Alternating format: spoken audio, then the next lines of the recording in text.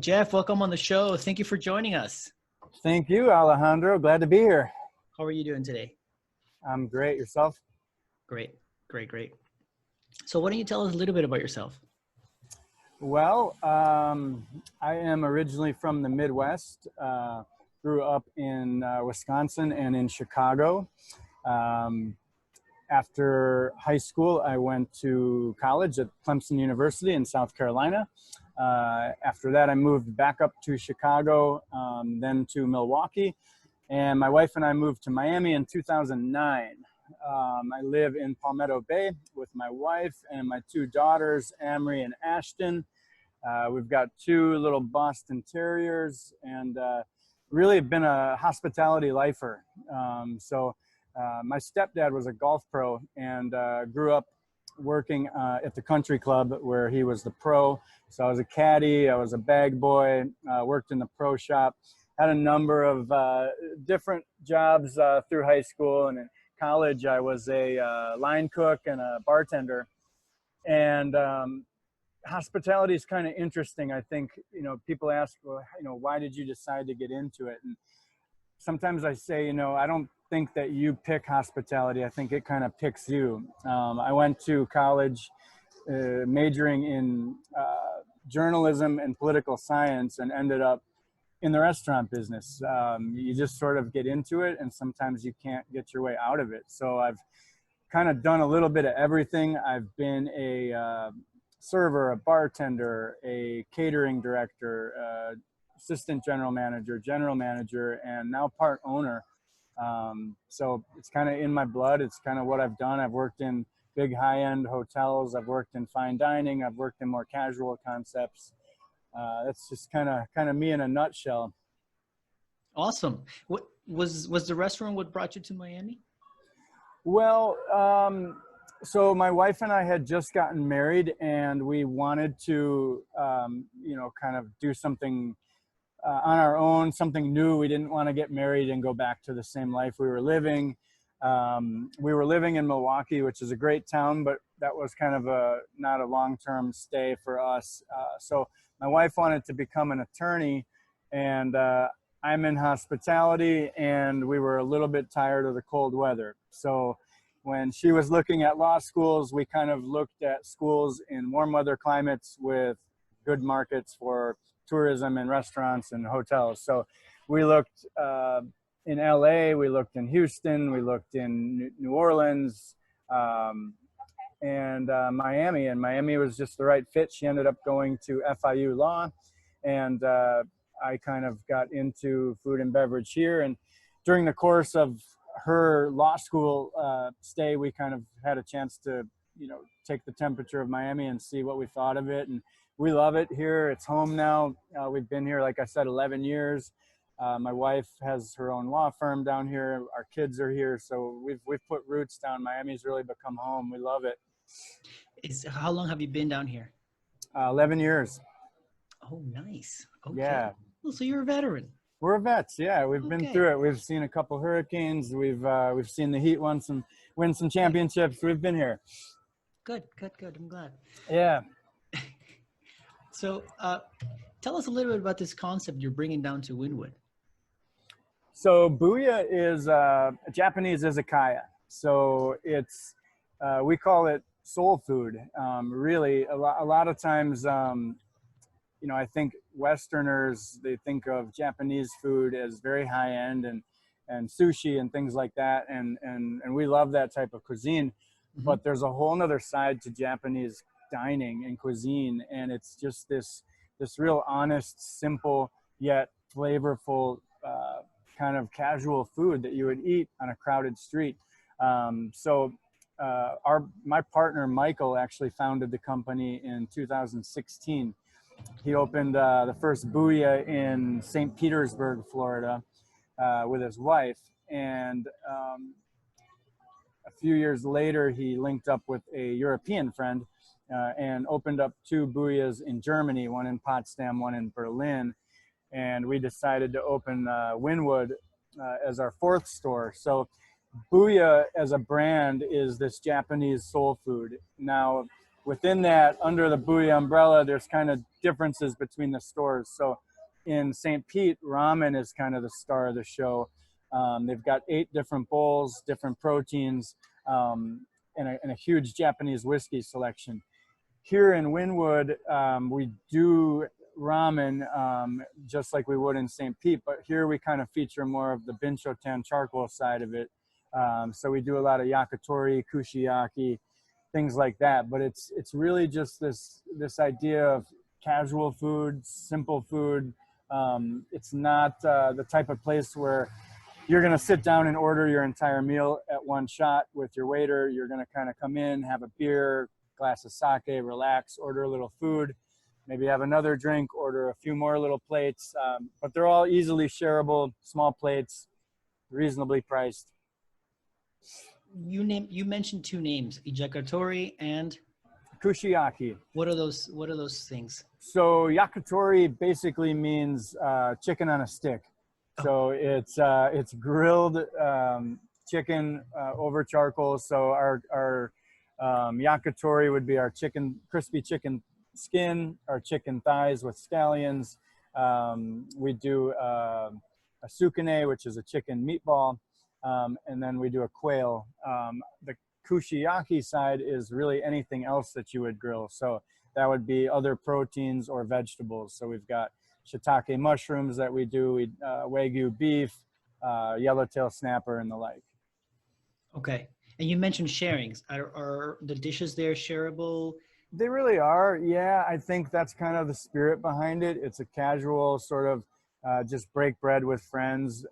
Each plate of skewers, you're going to have 2 skewers. So one person can have 1 skewer, the other person can have another, or you can get multiple plates. You don't have to share, but it's kind of the way most people roll. Okay. When you mentioned your friend Michael, your partner Michael, Sure. You guys share a certain motivation for the idea. Is there a motivation for the concept? Yeah, I mean, we do. Michael and I haven't known each other that long, but our personalities just really click. We're the same age. We grew up listening to the same music. Have a lot of similar interests. Our families have gotten close. Our wives hang out, and we really line up.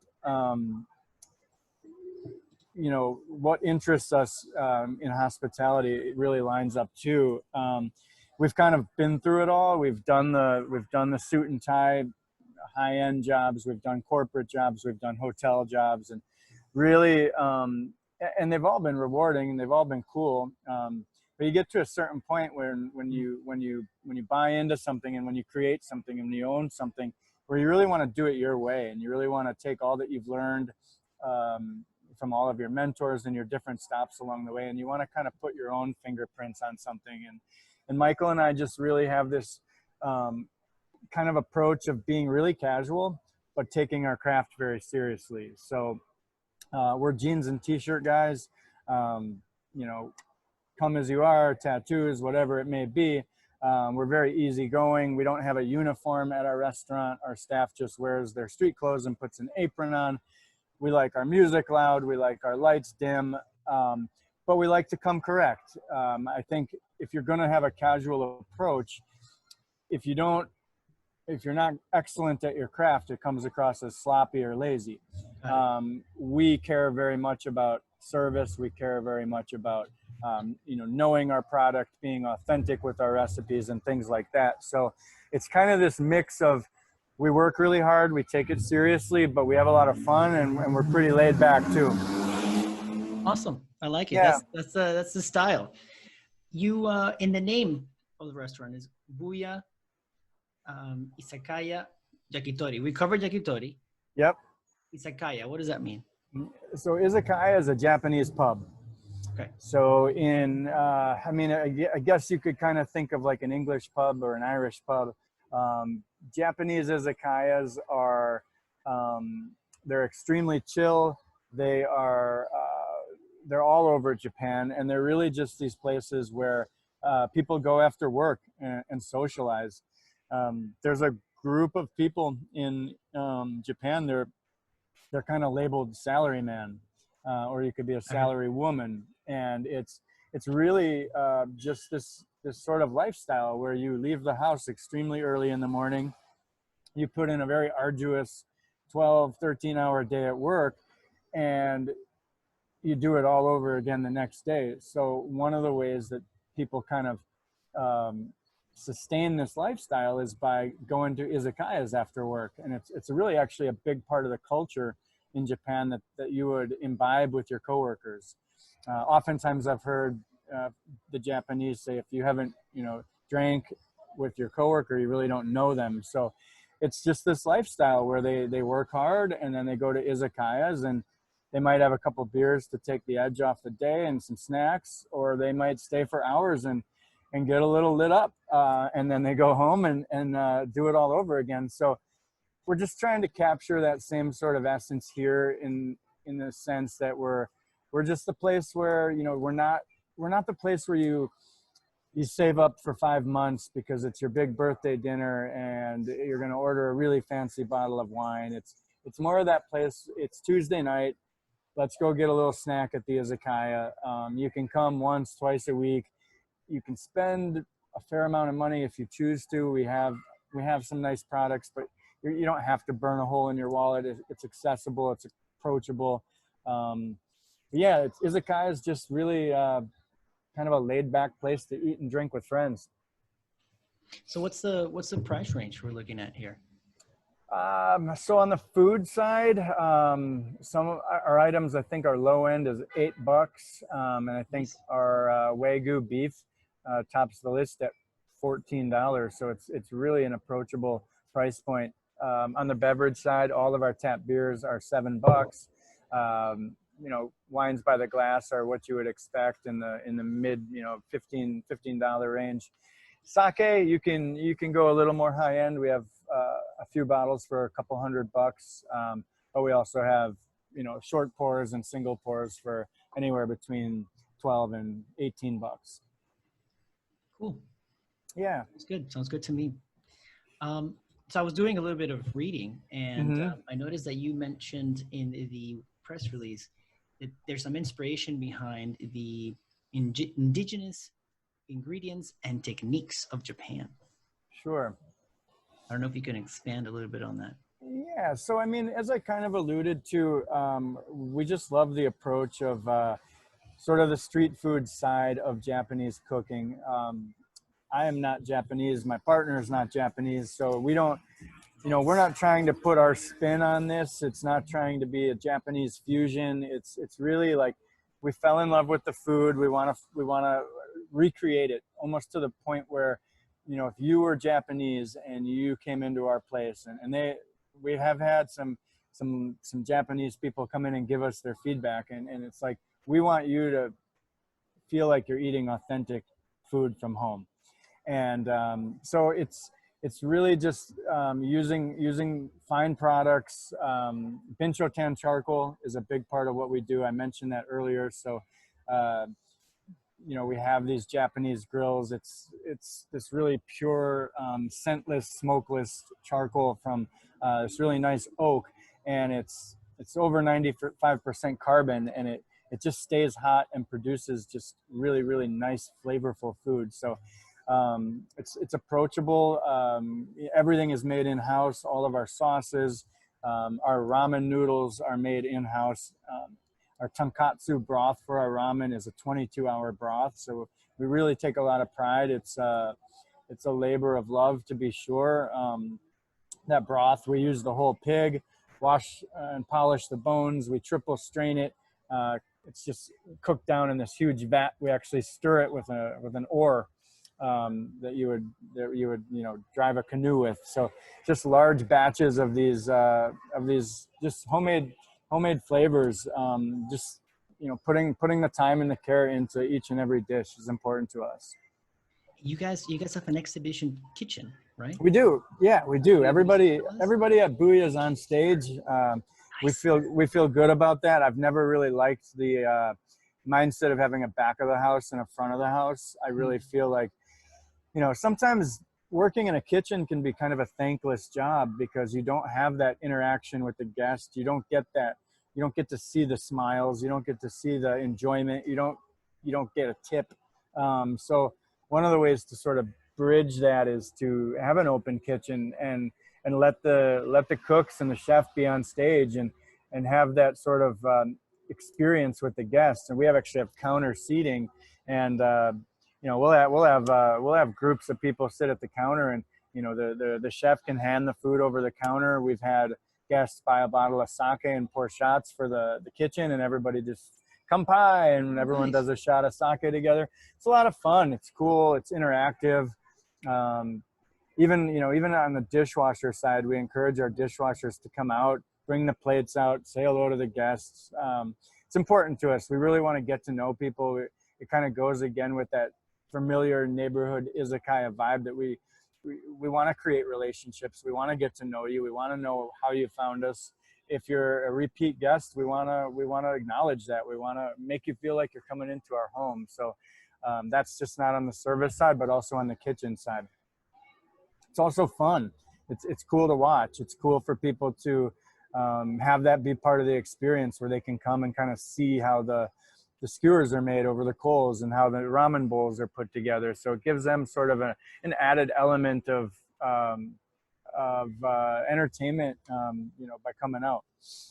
It's different as well. People don't normally see these things. They don't normally do them at home. So when you go to a restaurant and then you see the kitchen, you can see through it, like you said, the skewers, and then the people making the pasta and the noodles. Yeah, it's fun. Exactly. For sure. Talking about the food, can you tell us a little bit about the menu? How is that like? Yeah, so we break it down into 3 categories. So we have charcoal, we have bowls, and we have super rad. So the charcoal is what you would expect, all the skewers over the binchotan charcoal. Again, these are going to be chicken thighs, wagyu beef, pork belly, shiitake mushrooms, yellowtail snapper. We've got menu items that aren't, we haven't rolled them out yet because of just kind of the restrictions with COVID and things like that. We wanted to slow roll the menu, but we've got head-on prawns coming. We've got octopus. We'll do chicken hearts, chicken livers, things like that. That's the charcoal side. The bowls is going to be your noodles, and it's going to be our chilled miso soup. So basically anything in a bowl. And then super rad kind of got its name from our chef. He's a colorful guy, and when we were training our front of the house team on the menu, he kind of kept describing dishes as super rad. So he's like, yeah, this sauce is going to be super rad, and we're gonna fry it with a little tempura. It's gonna be super rad. So we just kind of messed with him and said, all right, man, super rad it is. So those are the 3 categories of our menu. Again, they're all sort of similarly price pointed, and they don't really, it's not an appetizer and then an entree and then a dessert. You can start any way you want. You can start with charcoal, you can start with a bowl, you can start with some super rad. It really is kind of interchangeable. And the bar? So the bar right now is, it's a big part of what we do as a concept. Right now, we have beer, wine, and sake, and we do some low ABV cocktails. So kind of sake-driven cocktails. We do one called a Sake to Me Baby, which is basically a Negroni, but instead of the gin, we use sake. So it's a play on a Negroni. It's a lower alcohol content. In time, we're expecting our liquor license here in the next few weeks. So we do intend to roll out a full cocktail program. We like to do tiki stuff, so there's some fun glassware and some cool drinks. We're gonna do a frozen drink machine, and of course Japanese whiskey is a big part of our portfolio as well. So that's kind of where you're going to be able to spend a little bit more money if you choose. We will have $40, $50, $60 tumblers of high-end Japanese whiskey. You don't have to purchase them, but for those connoisseurs that want to get into that type of stuff, it'll be available as well. Cool. So now I always depend on friends to tell me, hey, have you gone here? Or what should I order? Sure. So how can I order like a pro? All right, order like a pro. I think the first thing you do is you order a Sapporo and a little shot of sake. So you've got your Japanese beer, you've got your sake. You can shoot the sake, sip the beer. Now you're settled into the izakaya. You're relaxed. You've taken a little bit of the edge off of your day. And then I would just start to order. You know, it's if you have a two top, if it's you and one guest, you know, you can get into the menu. If it's four guests, you can really kind of dive in because there's more people. You can share more items. But I would get some skewers. I would start with some sticks. I think the pork belly and the yellowtail and the wagyu are three of my favorites. And then I would just take it from there. You order a little bit of food, have a drink, take it slow. Don't be in a hurry. Order a little more food. And then you get to press stop when you're done, and you just can kind of cruise through the menu at your own altitude, so to speak. Cool. Yeah. Thanks. Let's see. What would you say makes this restaurant unique? I think it's the vibe. I think we have a core value system in place where the food is extremely important to us, the beverage is extremely important to us, because we're a restaurant. It has to be important, it has to be good, it has to make people want to come back. People need to find value in it. But for me, and I know Michael agrees, there's just this secondary level that's just as important, and that's the people aspect. Like, we're truly in the people business, and I have such a great respect for humans that they've got X amount of free time and leisure time. They have X amount of income that they can spend on hanging out and having dinner, and they choose our spot. Like, that matters to us. We want to create relationships. We want to create friendships. We want to create this sort of restaurant where it's like, I don't know what it is about this place, but I just like it. It just feels good. We took a lot of time to put the playlist together. We like our rock and roll music. We think it's an attractive playlist. We think the lighting is right. We just want to create this space, Alejandro, where you just want to go back because it feels like home. And whether you come with a group or whether you come in by yourself, you can sit down, you can relax. We're going to treat you well. Again, we don't have this sort of cookie cutter service. If you go out to eat like I do, 90% of the time your waiter is going to walk up to you and say, "Hi, my name is XYZ. Can I start you off with sparkling or still water?" And it's very stale. It's very unimaginative, and it's very cookie cutter. And I really try to stress to my front of the house team and really everyone on our team, like, don't be a robot. We want you, like, if you were to come to my house for dinner and knock on the door, I wouldn't answer the door and ask you, "Hey, what kind of water can I get you?" Like, obviously, once you got inside, and once we got inside, of course I would feed you. Of course I would make you a cocktail. Of course I would pour you some water if you were thirsty. But that's not where we're going to start off our conversation. So we really want to, say, "Hey guys, just welcome, come on in." I don't have a hostess at the front where, she has to greet every guest in the first 30 seconds. It's more like the door opens, we're going to notice you. We're going to say, "Hey." We just do things a little bit differently. It's not so structured. It's more laid back and sort of authentic. And I think it shines through, and I think people appreciate it. Awesome. That was a great response. Thank you. Yeah. So sometimes there are secret menus, hidden places. Sometimes people don't know about them, and sometimes they're missed. It's true. Is there something like this that we should know? Yeah, we have some tricks up our sleeves. We actually have, at one point we had 2 bathrooms, and we're about 2,200 square feet and didn't know if 2 bathrooms was really necessary.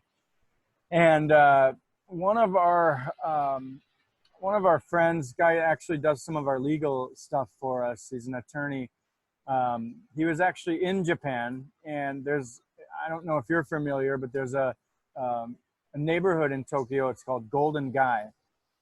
So it's this neighborhood that is like 6 by 6 square city blocks, and it's these narrow little walkways and streets, no car traffic, and it's jam packed with people, and it's bustling nightlife. It's got all these bars, but all of these bars seat between 4 and 8 people. They're tiny, little drinking dens. So our partner Adam is running through Golden Guy on a vacation, and he hears Nevermind playing by Nirvana, and he's like, where is this music coming from? And he ends up going into this little room, and it's these 4 Japanese guys listening to Nirvana on a record player, just slamming beers, having a good time.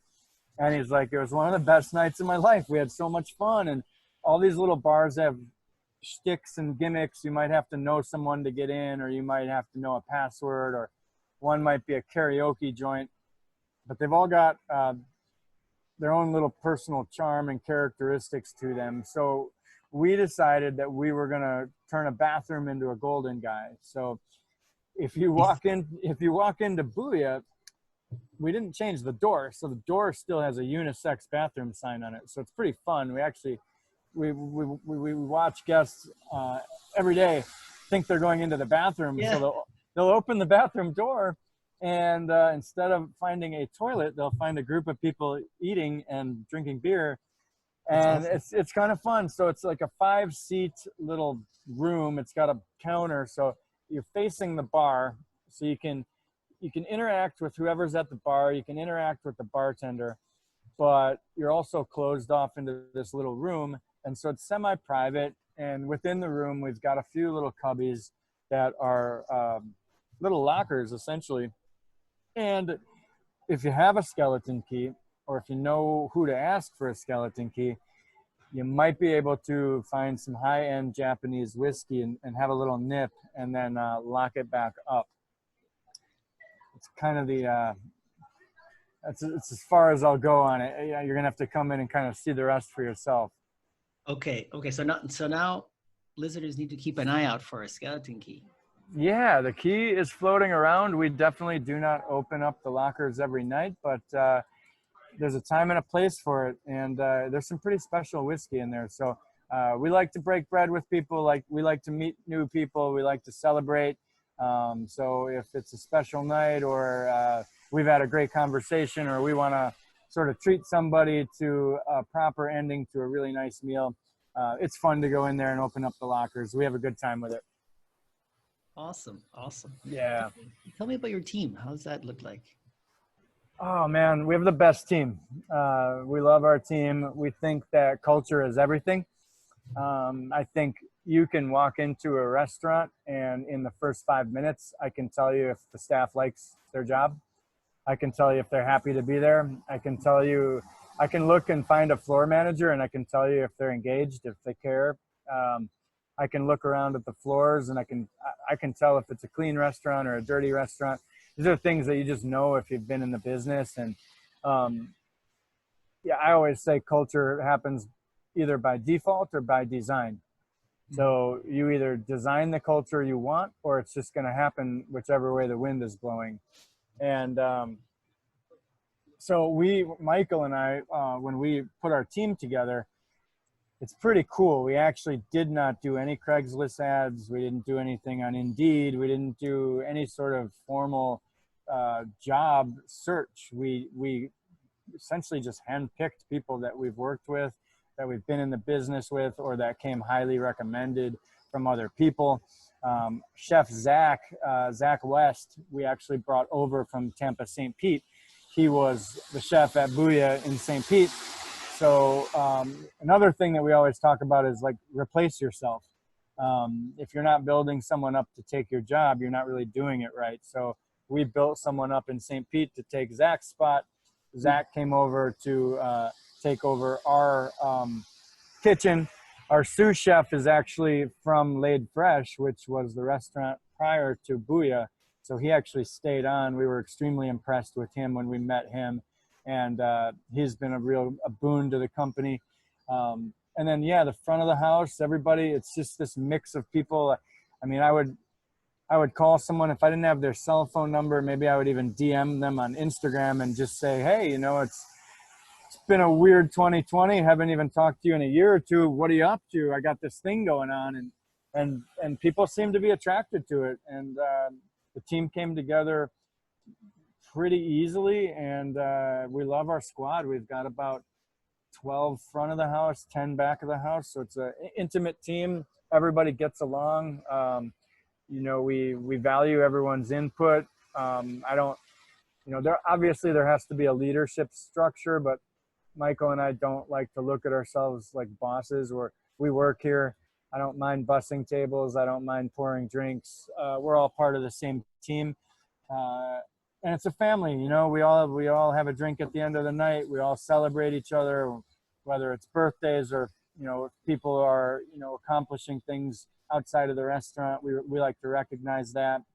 And, we're just not that place where, if you walk in and no one's ever going to like ask you to do something before they've asked you how you're doing. Like the first thing we're going to do is we're going to shake hands, say, what's up? How was your day off? Did you see the Heat game last night? Have some real authentic conversation, and then we'll get to work. So it's a good group. We've had a really, I don't think we've really had any turnover yet. They seem invested, and, we appreciate them. We're thrilled with, who's on board. Well, there's nothing like a leader that rolls up his sleeves with his team. So that's leading. Yeah, you have to lead by example. Exactly. You have to be part of it. You have to be accountable. You have to be empathetic. There's a lot of different characteristics, but people feed off the energy of the leader. So it's important. Do you guys do what is it called? The house meals or the family meals? Yeah, we do. Restaurants take a minute before you get into like a rhythm. We're still in that sort of, I don't think we're in phase one of our opening, but we're still in the early part of opening. So we're still kind of figuring out, all right, when do we get busy? When is the lunch shift ending versus the night shift starting? And we'll get into a formal family meal where we'll be doing it every day. Right now, we're kind of at the end of the night, the guys will whip something up. It's pretty fun, actually. A lot of times, chef will challenge the kitchen to come up with some family meal, dinners, and we take pride in it. It's fun. They all want to put their best foot forward, even on something like that, where you have the chance to be creative, and we'll pair cocktails with it. Like I said, when we're done for the night, we all take some time to have a drink, because ultimately, we're all in this because we like to enjoy food and beverage as well. Awesome. Well, yeah. I know that we're running out of time, and I have one more question. Sure. How are you guys managing through the pandemic? Well, it's been a journey, to say the least. What's up, brother? It's been a journey, to say the least, for everybody. The one thing we're not doing is feeling sorry for ourselves, because it doesn't matter who you are. In some fashion, you've been affected by 2020. You've had to pivot your business. You've been quarantined. Your income has been, either altered or has stopped altogether. You've had to manage people. You've had to deal with getting sick or having family members get sick. So many things have gone on. For us, the build out part of our restaurant was during quarantine. So we were able to have a couple of guys come in and get the restaurant up and running, as far as building it out, without an issue. But then we were delayed on our opening because of the city's decision to not have indoor dining. So we had, it wasn't in our plans to do outdoor dining. So that was really difficult, because we actually got our team together, did our full training, and then had to lay off our staff. So that was really difficult, because our staff had been getting unemployment. Now you get one training check, and all of a sudden you're technically employed, so you have to reapply for unemployment. So it's been tough. We're still dealing with issues we're dealing with limited capacity. We're dealing with curfews. We're dealing with the fact that we can't sit anyone at our bar. So it's difficult. Our concept is definitely to be a bar at the end of the night, to have, to be open till 2 in the morning. Wynwood is a lively, vibrant neighborhood. Yeah. So, we'll get there. Obviously, our numbers don't reflect what we want to do as far as a business model, but that's because, we're limited in what we can do. There's restrictions, but we play the long game. We have a big picture view. We're going to swim upstream. We have faith.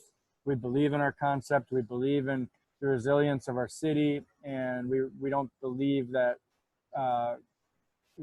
restaurants are going to die. We believe that restaurants are, they're there's something that, people always want to break bread. Everybody eats, everybody socializes, everybody wants to celebrate. Everybody wants to go out if they've had a tough week at work. They want to go out on Friday night and relax. So, we're optimistic, and we're just hoping that we can kind of get into some sort of semblance of normalcy sooner than later. Okay, awesome. I like the energy. Yeah. I like the energy. People can sit outside right now and they can order, pick up, delivery. Right? Yeah, exactly. So the city actually did work with us a little bit in Wynwood, where they created the opportunity to set up outdoor patios in the street. So awesome. Normally, it's good. It's been beneficial. So normally there'd be street parking. We actually, they give you these barricades. You might have seen them around. They're these pink barricades. They're right behind me, actually. They give you those, and then you're responsible to build up your little patio. So we did the Home Depot thing, laid down some plywood, some AstroTurf, put a tent up, got some trees. So we've got, we've got 24 outdoor seats, and we've got 40 indoor seats. It's nice. Inside is kind of loud and dark and air conditioned. So if that's your vibe, you can go inside. If you want to have more of a quiet experience, the weather's getting nicer. If you want to bring your dog, you can sit outside. So we've got indoor, outdoor. We've got pickup, takeout. Delivery will be available soon. We'll be working with Grubhub and Uber Eats and DoorDash and those types of things. Just kind of wanted to get into a rhythm and get our kitchen streamlined before we dove into that. But we'll do delivery soon enough, and then when the restrictions ease, we'll go from being open till 11 a.m. to midnight during the week and 2 a.m. on the weekends. Great. Jeff, this has been great. Thank you so much. I've enjoyed it. Yeah, absolutely. Thanks for taking time. Thanks for your interest in our business, and thanks for doing your cool podcast, man. It's really neat to be a part. I'm honored. Thank you. I'm honored as well. Thank you. I'm a big fan. I'm a foodie. I like to eat. I like to go out. I like to go places. I like to explore new things. So this has been great. Well, we're excited to have you in. Definitely want to get your feedback, and it's always fun to meet new people too. For sure. Thank you. Thank you.